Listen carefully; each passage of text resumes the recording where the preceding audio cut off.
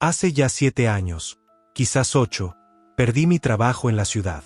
El desgaste era demasiado, el ruido, la prisa. Un día, viendo un anuncio en un periódico local, supe que buscaban cuidador para el cementerio de Ochagavía, un pueblito escondido en el valle de Salazar, en el corazón navarro, al norte de España. Conocía la zona, de niño había pasado veranos cerca. Era un lugar de montañas verdes, ríos rápidos y mucha paz. El cementerio, pequeño y antiguo, rodeado de un muro de piedra desgastada, se alzaba en una loma justo al salir del pueblo, con vistas al imponente Monte Oroel. El encargo parecía sencillo: mantener el césped, limpiar las lápidas, asegurar que las tumbas estuvieran en orden, abrir y cerrar las puertas. Viviría en una caseta de piedra adosada al muro sur, con lo básico: agua, luz, una estufa de leña. El sueldo era modesto, pero la paz que prometía era invaluable. Para mí era una buena oportunidad, así que acepté sin dudarlo. Llegué un otoño, cuando los árboles empezaban a teñirse de oro y rojo, y el aire ya tenía ese frescor que anuncia el invierno. Las primeras semanas fueron exactamente lo que esperaba. Pasaba las mañanas podando, rastrillando hojas secas y limpiando el musgo de las lápidas más antiguas. Conocí los nombres: los Iriarte, los Echeverría, los Goñi. Algunas tumbas estaban adornadas con fotos descoloridas por la lluvia y el sol. El silencio era casi absoluto, roto solo por el viento entre los cipreses, el arrullo de algún pájaro o el lejano mugido de las vacas en las praderas de abajo. Por las noches, el cielo estrellado era tan denso que parecía que podía tocarlo. Me sentía en paz, custodiando el sueño de los que ya no están. Fue en noviembre, cuando el frío ya se metía en los huesos y las noches eran largas y oscuras. Una tarde, al cerrar, noté algo extraño en la tumba más antigua del cementerio, la de la familia Huarte.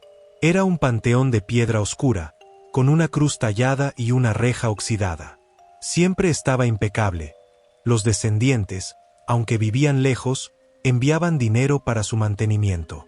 Aquel día, sin embargo, vi que la tierra alrededor de la base estaba removida, como si alguien hubiera intentado cavar.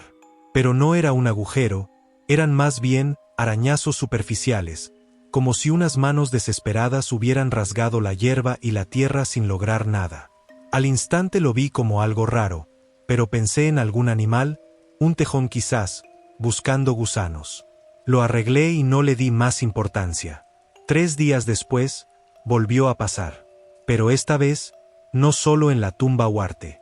En la lápida de una niña pequeña, la de Little Ángel, como la llamaban en el pueblo, su nombre real era Maite. Vi que la pequeña figura de un ángel de cerámica que solía estar sobre la piedra, estaba en el suelo, rota. No se había caído, estaba demasiado lejos de la base, como si alguien la hubiera lanzado con fuerza. Un viento fuerte podría haberla tirado, pero ¿tan lejos? ¿Y por qué solo esa? Otras figuras más ligeras que esa seguían en su sitio, sin ningún rasguño. Una incomodidad fría empezó a recorrerme la espalda, así que a partir de ahí empecé a prestar más atención. Diciembre llegó con una nevada temprana que cubrió todo de un blanco silencioso. El cementerio bajo la nieve parecía un cuadro de otro tiempo. Pero esa paz era engañosa. Las anomalías se hicieron más frecuentes y extrañamente personales. Una mañana, encontré mi rastrillo de mano, ese que siempre dejaba colgado en un clavo dentro de la caseta, tirado en el centro del camposanto, sobre la nieve virgen. No había huellas a su alrededor, solo el objeto allí, como si lo hubiesen teletransportado. Otras veces, al despertar, me encontraba con la puerta principal del cementerio entreabierta, aunque yo juraba haberla cerrado con llave la noche anterior.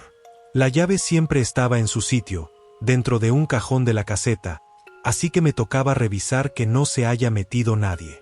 Ya hasta creía que me estaba volviendo loco, de tantas veces que veía la puerta abierta y no encontraba explicación. Una noche de luna llena, yo no podía dormir. El frío era intenso y la estufa crepitaba, pero no lograba calentar del todo el lugar. Entonces decidí salir a dar una vuelta, con la esperanza de entrar un poco en calor. El aire que respiraba estaba helado y el silencio era absoluto, denso, casi sólido. De repente, un sonido rompió la quietud, un susurro. Pero no era el viento, era un murmullo bajo, ronco, como si viniera de bajo tierra. Parecía decir mi nombre. Juan, Juan. Me quedé helado, y juro que sentí como si un impulso eléctrico me recorriera en la espalda. El sonido parecía emanar de la zona de las tumbas más antiguas, cerca del muro oeste. Apreté los puños, sentía el corazón latiendo como un tambor de guerra dentro del pecho. Me obligué a avanzar, paso a paso, sobre la nieve crujiente. Pero de pronto, el sonido desapareció y el silencio hizo presencia de nuevo. Entonces pensé, ¿alucinación? ¿El cansancio? Volví a la caseta, pero esa noche no dormí nada. La sensación de ser observado era palpable, como si miles de ojos invisibles me clavaran desde la oscuridad. Enero fue un mes de tensión creciente. Las rarezas continuaban, herramientas movidas, tierra removida en tumbas específicas, siempre las mismas, Huarte, la niña Maite, y ahora una tercera, la de un joven muerto en un accidente en los 70, Javier Echeverría. El pueblo empezó a notarlo. Algunos vecinos que conocía, al venir a visitar a sus difuntos, me miraban con extrañeza. ¿Todo bien, Juan? ¿Te ves algo cansado? Yo mentía, decía que sí, que el invierno era duro. Pero por dentro sabía que algo estaba mal. Muy mal. Una tarde gris, con una llovizna fina que mojaba sin cesar, estaba terminando de limpiar la pequeña capilla del cementerio, un edificio de piedra con un campanario en ruinas. Dentro, el olor a humedad y cera vieja era fuerte. Mientras fregaba el suelo de piedra, un movimiento en el rabillo del ojo me hizo girar bruscamente. Junto al altar, donde solía haber un florero seco, había una figura. No era una estatua. Era alta, muy delgada y tenía una enorme joroba. Estaba encapuchada, vestida con algo oscuro, como un hábito descolorido por los siglos. No tenía rostro visible, solo una oscuridad profunda bajo la capucha. Estaba completamente quieta, con el torso de frente a mí. El pánico me paralizó. El corazón se me subió a la garganta y algo me impedía respirar. Cerré los ojos un instante, convencido de que era una ilusión, un truco de la luz pálida que entraba por el ventanal roto. Cuando los abrí, la figura seguía allí, pero ahora, estaba un paso más cerca. No había oído ningún movimiento, ningún sonido. Solo estaba más cerca, de un segundo a otro. Entonces sentí un frío tan estremecedor en todo el cuerpo que me hizo temblar. Retrocedí como pude, pero cuando iba hacia atrás me tropecé. El rastrillo cayó al suelo con un estruendo ensordecedor. Yo parpadeé inevitablemente, y cuando volví a enfocar, la figura había desaparecido.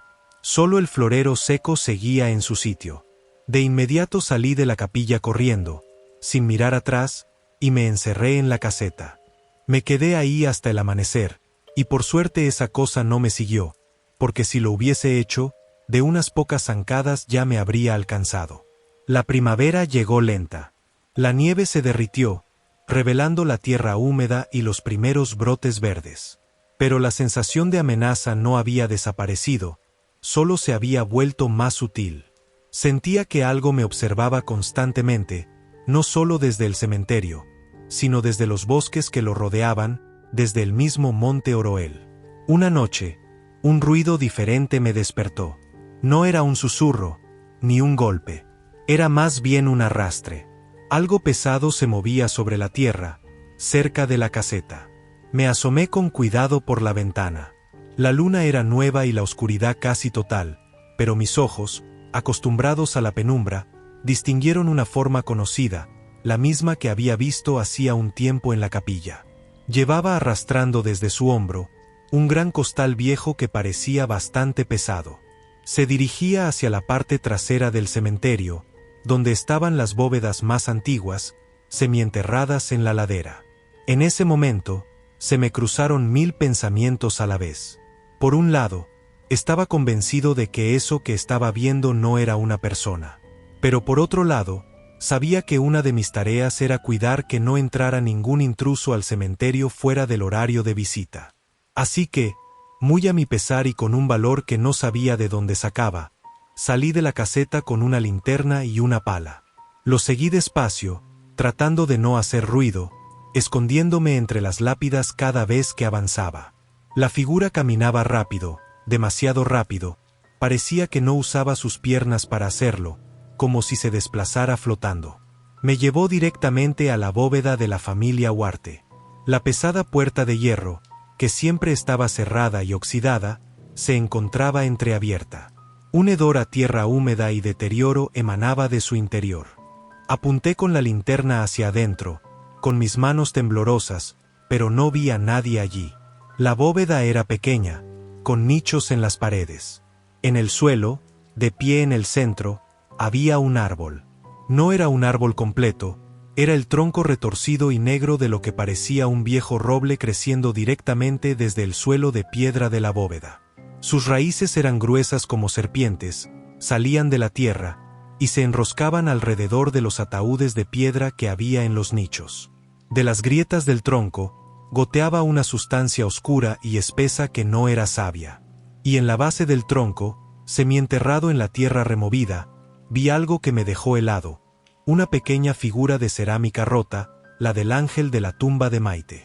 El pánico me golpeó al instante. Caí de rodillas y la linterna salió rodando por el suelo. El haz de luz bailó erráticamente, iluminando por un instante las paredes de la bóveda. En ellas, entre el musgo y la humedad, vi símbolos tallados, signos que no reconocía. Y entonces, sentí algo, una presencia fría, maligna, que emanaba del interior de ese árbol maldito, de esa tierra profanada. Me quedé paralizado mirando el tronco. Sabía que esa cosa que había seguido estaba allí, amenazante. Y podía sentir que iba a salir en cualquier momento. Yo estaba aterrorizado como jamás lo había estado en toda mi vida. Me quedé ahí, tal vez esperando a que algo pasara, o que no pasara, y así podría decirme que todo era mi imaginación. Pero no. Fue cuando vi un pequeño movimiento de algo oscuro entre la penumbra, que, no sé bien cómo, conseguí moverme y salir de allí. Lo único que recuerdo desde ese momento es que corrí a ciegas, sin mirar atrás, tropezándome con todo hasta llegar a la caseta. Entonces cerré la puerta con el cerrojo, apoyé un mueble pesado contra ella, y me senté en el suelo, temblando, con la pala todavía en la mano. El olor a tierra podrida y a esa sustancia oscura se me había impregnado en la ropa y en la piel. Pasé horas así, en la oscuridad, escuchando con los oídos bien afilados. Pero ya no había arrastres, ni susurros. Solo el silencio. Aún así, yo sabía que eso estaba fuera, y sabía que no le gustaba mi presencia. Al amanecer, con los primeros rayos de sol filtrándose por la ventana, tomé una decisión. No podía quedarme. No podía enfrentarme a lo que sea que fuera eso. Así que metí mis pocas pertenencias en una mochila y abrí la puerta con cuidado. El cementerio estaba bañado en una luz pálida y fría. Gracias a Dios no vi nada que pudiese hacerme daño. Solo se me hizo raro que la puerta de la bóveda Huarte estaba cerrada de nuevo, como si nunca la hubiera abierto. Así que aproveché, di media vuelta y salí del cementerio sin mirar atrás. Bajé corriendo hacia el pueblo, sin saludar a nadie y cogí el primer autobús que salía hacia Pamplona. Nunca volví a Ochagavía.